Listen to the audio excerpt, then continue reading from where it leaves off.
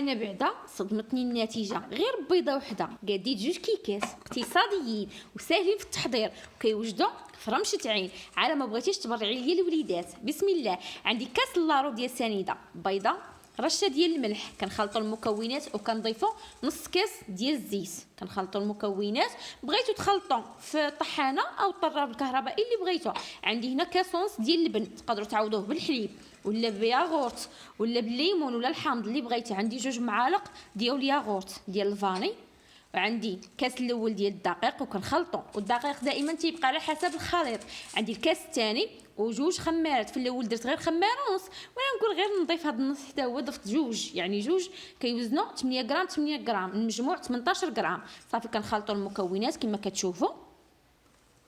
كيكون هذا هو الخليط ديالي كما شفتوا. راني زدت الكاس الثاني. كنقسم انا هنا الخليط على 2، كنجيب واحد زليفه زليفات وكنقسم فيهم هكا الخليط. الخليط الاول كنعقب نردو البلاصه اللي خلطت فيها، وكنزيد معلقه ديال الكاكاو والمر، واحد شويه ديال الخل.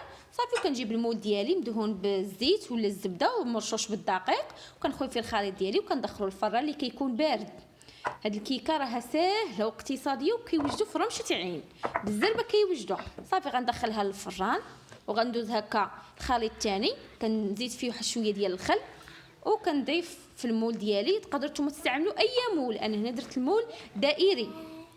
صافي كنسرح هكا الخليط ديالي في المول، وكنجيب هنا واحد 2 تفاحات وكنقطعهم شرائح يكونوا رقاق، وكنعصر عليهم واحد شويه ديال الحامض باش ما يكحلش ليا التفاح، وكنستفوه هكا فوق الكيكه كما كتشوفوا. كنستمر بنفس الطريقه حتى كنكمل هكا الدائره ديالتي كامله بالتفاح. انا هنا درت غير في الجناب، بغيتو ديروا نتوما في الجناب وفي الوسط كيبقى لكم الاختيار. انا درت غير من الجناب باش الوسط هكا عمرته بكاوكاو. صافي غندير هنا شويه ديال الفاني من الفوق هكا باش تجيني ديك التحميره ديال الكاوكاو زوينه. غندخلها للفران، غندوز باش نحضروا الكيكه حتى الكيكه الاولى خرجتها من الفران.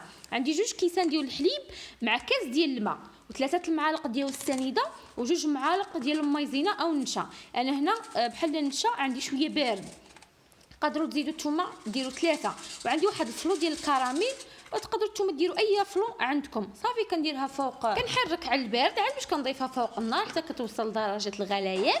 صافي وكنطفي عليها وكندير واحد 3 القطع ديال الشوكولات، وكنجيب الكيكه ديالتي هنا خرجتها قبيله، وصافي كنخوي فيها الخليط نخليه حتى كيبرد. الكيكه اللي فيها التفاح حتى هي طابت وخرجتها.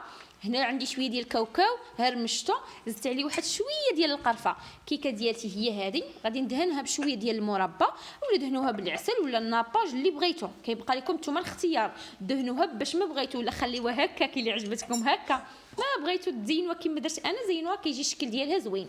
كنجيب داك الكاوكاو مع شويه ديال القرفه، راه كتجي واحد النسمه زوينه القرفه مع كاوكاو كتجي فنه. صافي هذا هو الشكل ديالها كما كتشوفوا. بالنسبه للطبقه الثالثه ديال الكيك ديال الشوكولات، عندي هنا الشوكولات درت شي 8 القطع ديال الشوكولات، ذوبتهم زدت عليه واحد معلقه كبيره ديال دانون.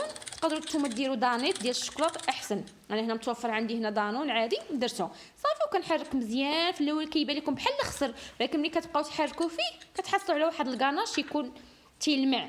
صافي وكنخوي الخليط ديالي فوق الكيك كما كتشوفوا، كنسرحو وغادي نزين بواحد الخطوط ديال الكراميل ولا خليوها بحال هكا اللي بغيتو. كيبقى لكم نتوما الاختيار، تقدروا تزينوها باش ما بغيتو. فقط كنعطيكم حنا اقتراحات ديال التزيين اللي درنا، اما نتوما اللي بغيتو ديروه. صافي وكنشكل هكا على شكل ملفي كما كتشوفوا، وكنخلي الكيكه ديالتي حتى كتبرد عاد باش كنقدموها.